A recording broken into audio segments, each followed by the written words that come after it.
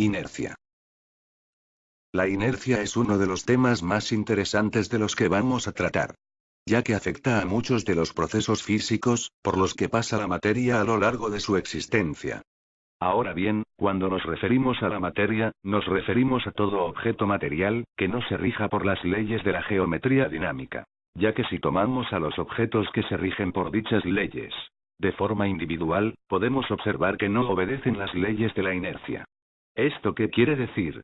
Pues que los cuantos de energía, los nucleones, átomos, planetas, estrellas y galaxias, tomados de forma individual, es decir, uno por uno, no obedecen a dichas leyes, mientras que el resto de objetos materiales, sí lo hacen. La inercia se define como la resistencia que ofrece todo objeto a ser acelerado, aunque en realidad, no es esta la definición más adecuada. Una definición más correcta sería, la resistencia que ofrece un objeto a variar cualquiera de sus cualidades fundamentales. Puesto que todo cambio en un objeto, necesita de cierto esfuerzo o energía para poder realizarlo. Pero, ¿realmente ofrece resistencia un objeto a ser acelerado? ¿O a variar cualquiera de sus cualidades fundamentales? Afirmar esto, sería como decir que un cuerpo está haciendo fuerza, para evitar que lo muevan, o produzcan algún cambio en el mismo. Dado que dicha resistencia, no es una cualidad intrínseca de los objetos. Puesto que sería como decir, que uno de los cometidos de los objetos es, ofrecer resistencia. Y los objetos, por definición, son inertes. Es decir, que no ejercen ninguna acción. Por lo que no pueden ofrecer resistencia. Por tanto, y dado que la inercia afecta a cualquiera de las cualidades de un objeto, habría que buscar una definición que pueda aplicarse a cualquiera de ellas.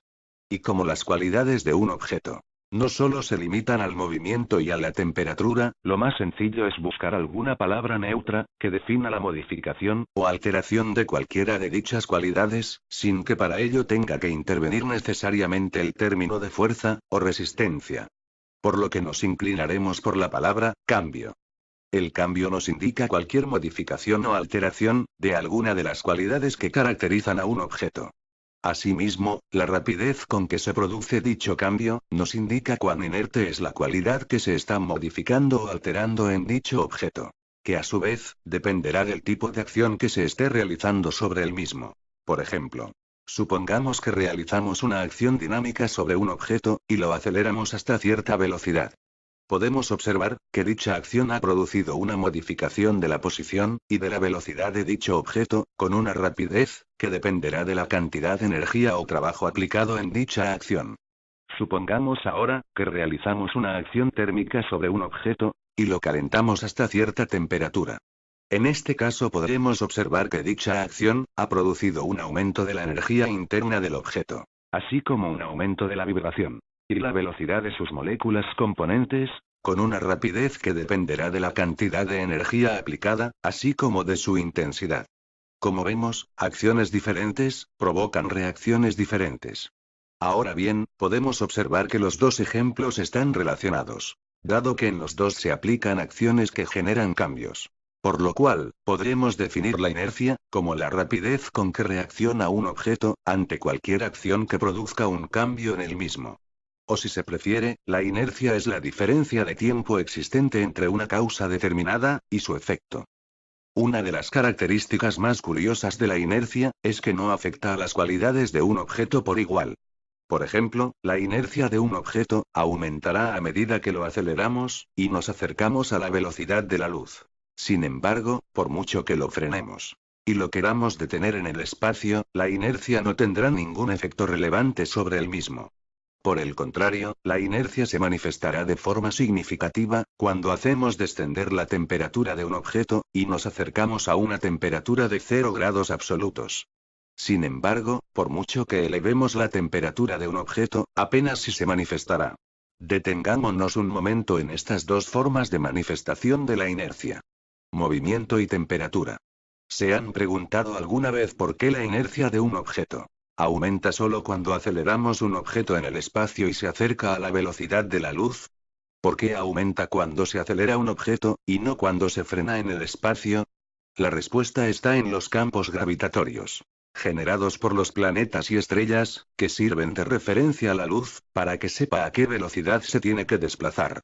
Porque la luz necesita de puntos de referencia, que le indiquen cuáles son las características espacio-temporales del espacio, a través del cual se está desplazando. Dado que la información es básica en nuestro universo, algo que afecta a todos los objetos y partículas que éste contiene. De esa forma, la luz puede conocer cuál es su velocidad, y adaptarla a dichas características. Y dicha información, solo la puede obtener de los campos gravitatorios. Imaginémonos por un momento a nuestro planeta, trasladándose a través del espacio, en su movimiento alrededor del Sol. Pues bien, visto desde la perspectiva de los fotones, la Tierra se encuentra detenida en el espacio. Puesto que los fotones no entienden de velocidades relativas, sino de espacio-tiempos relativos. Y la Tierra crea un entramado espacio-temporal a su alrededor, que se desplaza junto con ella a través del espacio. Es como la atmósfera, que se desplaza junto con la Tierra en su movimiento de traslación, sin ser afectada por su velocidad. Solo que en este caso, el espacio-tiempo es un entramado que no se ve, ni se puede detectar directamente. Pero que los fotones sí están capacitados para detectarlo. De forma que desde el momento en que un fotón entra en nuestro campo gravitatorio, se adaptará instantáneamente a las condiciones espacio-temporales de dicho campo, adaptando su velocidad a dichas condiciones. Por lo tanto, es el propio entramado espacio-temporal de los campos gravitatorios, los que regulan la velocidad de la luz. Dado que son ellos los que configuran el espacio a través del cual se desplazan los fotones. Por lo cual, cuando frenamos un objeto en el espacio, lo que hacemos en realidad, es adaptar su velocidad, a las velocidades relativas de los campos gravitatorios circundantes. Con lo cual, dicho objeto no sufre ningún tipo de alteración en sus cualidades fundamentales. Por el contrario, cuando aceleramos un objeto a través del espacio, comenzará a desplazarse a través del entramado espacio-temporal cada vez más rápido. Y dicho entramado, como ya dijimos, está detenido en el espacio. De manera que si aceleramos un objeto a través del espacio, la información que recibe dicho objeto del entramado espacio-temporal, a través del cual se desplaza, va cambiando. Dado que la diferencia de velocidad entre el entramado espacio-temporal y dicho objeto va aumentando. Lo cual incidirá directamente sobre la frecuencia de los cuantos de energía, de los cuales está constituido dicho objeto, que disminuirá. Y como dicho entramado regula el espacio-tiempo que rodea a los planetas, no solo afectará a la energía que circula en su interior, sino que también afectará a la materia, que se encuentra en su interior. De tal forma, que al acelerar un objeto a través de dicho entramado, estaremos modificando su espacio-tiempo. Puesto que todo, absolutamente todo, está afectado por el espacio-tiempo. Puesto que todo, está constituido por cuantos de energía. Es decir, fotones. Si recuerdan, en el documental anterior, hablamos sobre el volumen espacio-temporal de los objetos. Donde decíamos que el volumen espacio-temporal de un objeto, depende de la relación existente entre la velocidad a la que se traslada un objeto, y la frecuencia de sus partículas componentes. Es decir, los cuantos de energía. Pero, ¿por qué existe esta relación? Porque dichos cuantos de energía, están recibiendo información constantemente, del entramado espacio-temporal que les rodea. Y dicha información, afecta directamente a la frecuencia de los cuantos de energía, que constituyen la materia. Por lo que al acelerar un objeto en el espacio, la información que va recibiendo desde dicho entramado, va cambiando, va perdiendo fuerza. Por así decirlo. Lo cual incidirá directamente sobre la frecuencia de dichos cuantos. Que disminuirá.